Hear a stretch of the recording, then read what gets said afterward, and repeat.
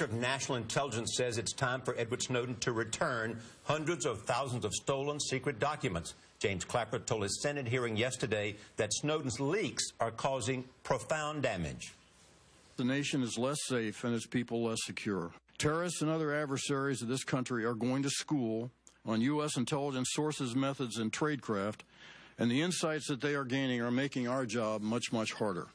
Homeland Security correspondent Bob Orr has covered this story since it broke last year. Bob, good morning. Good morning, Charlie. So what are they telling us in terms of your sources and Clapper testifying there about the damage done specifically and how they're forced to adjust to that damage? This is devastating. They say this case goes far beyond any of the famous spy cases that we know about, Aldrich James, Robert Hansen.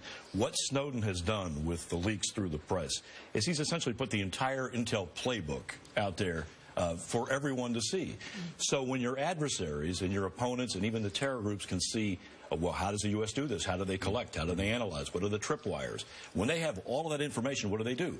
They adjust. That forces us to adjust. Right. So we'll eventually get all of this back with new capability, but right now there's a security lag, and that's dangerous. What do you think the point was of our nation's intelligence chief, General Clapper, calling on Snowden to return these documents and accusing also and saying his accomplices, which was really a vague reference to the press? Right. It wasn't even all that vague, Nora. I think it looked a little desperate, to be honest with you. The government is frustrated. They can't do anything short of convincing Russia to grab the guy and help us.